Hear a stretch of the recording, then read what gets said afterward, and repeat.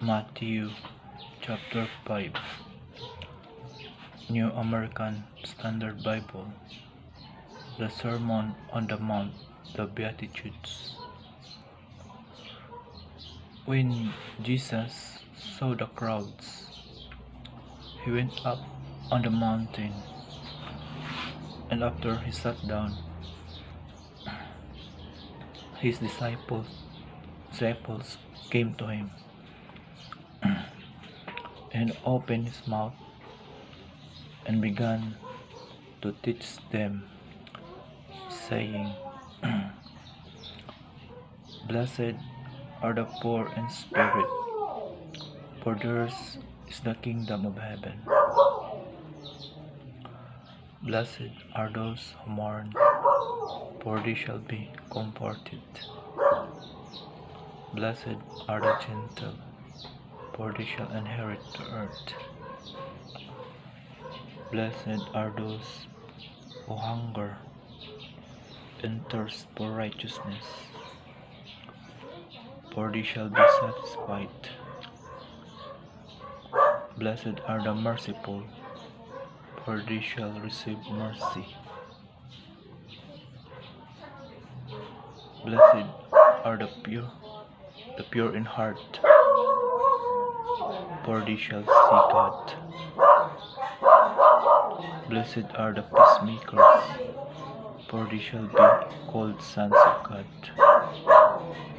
Blessed are those who have been persecuted for the sake of righteousness, for theirs is the kingdom of heaven.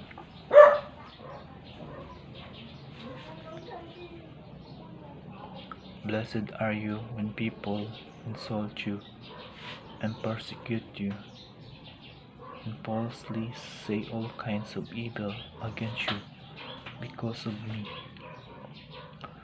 Rejoice and be glad, for your reward in heaven is great. For in the same way they persecuted the prophets who were before you.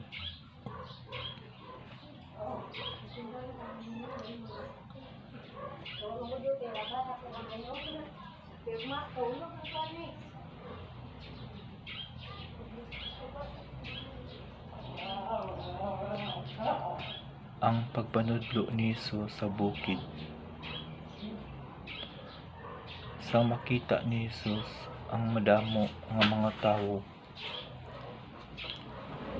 nagtaklad siya sa bukid kag nagpungko didto. Nagpalapit sa iya ang iya mga sumulunod, kag nagpanudlo siya sa ila. Siling niya, bulahan ang mga tawo nga nagakilala nga nagkulang sila sa Dios, kay sakop sila sa paghari sang Dios. Bulahan ang mga nagakasubo, kay lipayon sila sang Dios. Bulahan ang mga mapainubuson, kay mangin-ila ang kalibutan. Bulahan ang mga tawo nga luyag gid maghimo sang kabubuton sang Dios, kay buligan sila sang Dios sa pagtuman sina nga handom. Bulahan ang mga maluluyon, kay kaluuyan sila sang Dios. Bulahan ang mga tawo nga matinlo ang ila tagipusoon, kay makita nila ang Dios. Bulahan ang mga tawo nga nagapaluntad sang paghidait, kay pagatawgon sila nga mga anak sang Dios. Bulahan ang mga tawo nga ginahingabot tungod sa ila pagsunod sa kabubuton sang Dios, kay sakop sila sa paghari sang Dios.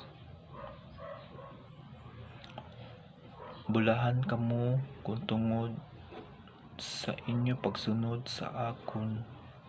Ginahyaguta kamo, ginahingabot kag ginabutang-butangan sang tanan nga kalainan. Amo man ini ang ila ginhimo sang una sa mga propeta. Gani magkalipay gid kamo tungod nga mabato ninyo ang dako nga balos sa langit.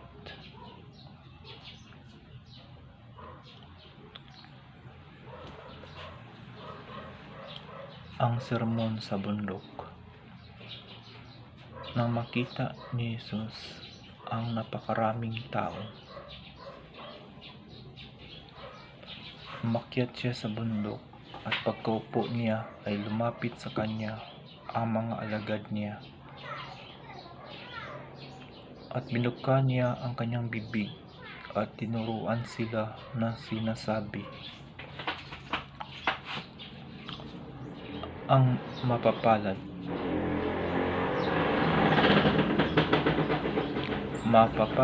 ang mga duka sa espiritu sapagkat kanila ang kaharian ng langit.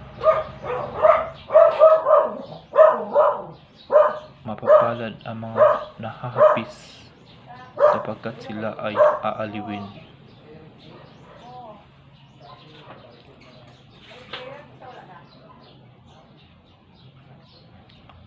Mapapalad ang mga mapagpakumbaba sapagkat mamanahin nila ang lupa.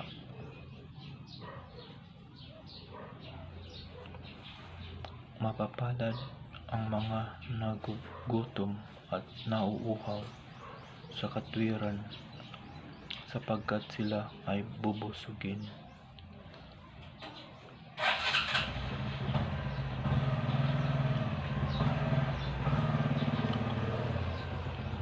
Mapapalad ang mga mahabagin sapagkat sila'y kahahabagan. Mapapalad ang mga may malinis na puso sapagkat makikita nila ang Diyos. Mapapalad ang mga mapagpayapa sapagkat sila ay tatawaging mga anak ng Diyos. Mapapalad ang mga inuusig dahil sa katwiran sapagkat kanila ang kaharian ng langit.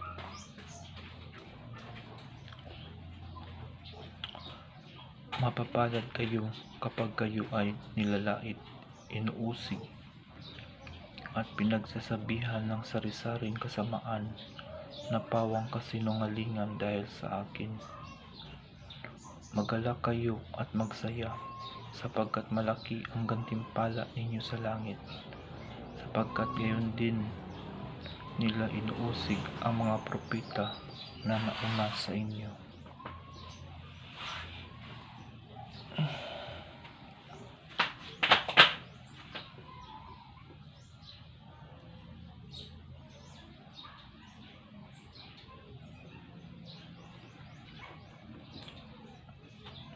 New King James Version. The Beatitudes. And seeing the multitudes, he went up on a mountain.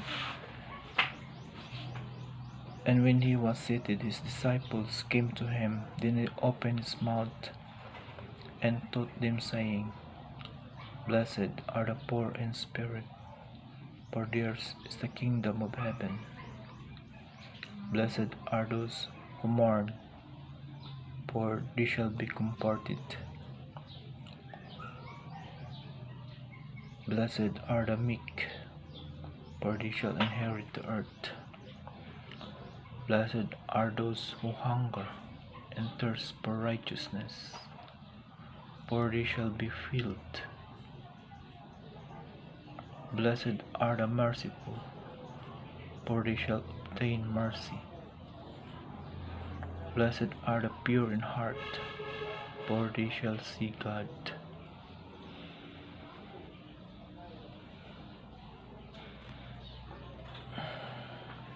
Blessed are the peacemakers, for they shall be called sons of God. Blessed are those who are persecuted for righteousness' sake, for theirs is the kingdom of heaven. Blessed are you when they revile and persecute you, and say all kinds of evil against you falsely for my sake. Rejoice and be exceedingly glad, for great is your reward in heaven. For so they persecuted the prophets who were before you.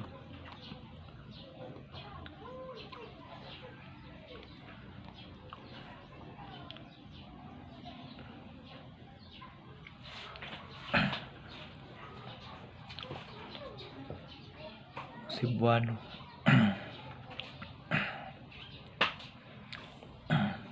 Ang wali ni Jesus dito sa bungtod. Sa pagkakita ni Jesus sa katawhan, mitungas siya sa bungtod ug milingkod didto. Unya mialirong kaniya ang iyang mga tinun-an ug gitudloan niya sila niining mosunod. Mga tawong bulahan.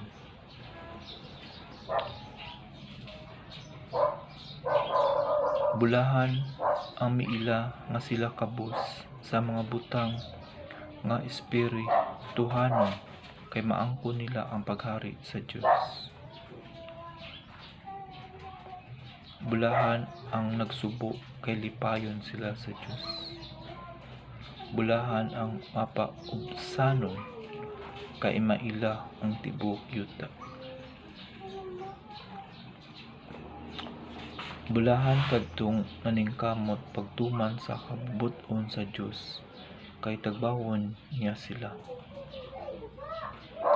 Bulahan ang maluluyon kay kaluy-an sila sa Dios. Bulahan ang putli o kasing-kasing kay makakita sila sa Dios.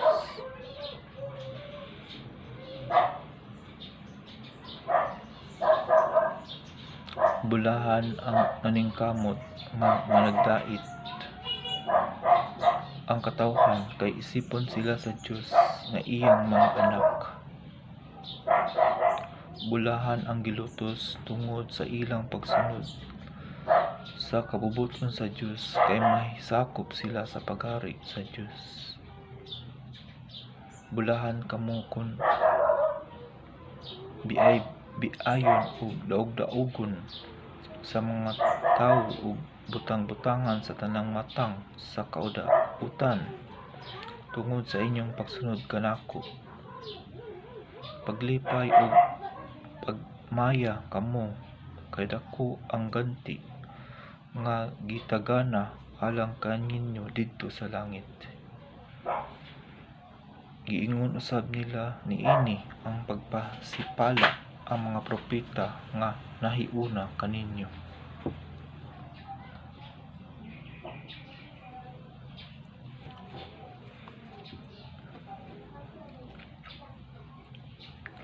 New Living Translation 2013.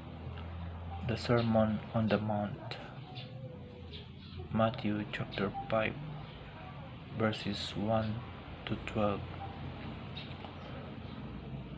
One day, as he saw the crowds gathering, Jesus went up on the mountainside and sat down. His disciples gathered around him, and he began to teach them the Beatitudes. God blesses those who are poor and realize their need for Him, for the kingdom of heaven is theirs. God blesses those who mourn, for they will be comforted. God blesses those who are humble, for they will inherit the whole earth. God blesses those who hunger and thirst for justice, for they will be satisfied. God blesses those who are merciful, for they will be shown mercy. God blesses those whose hearts are pure, for they will see God.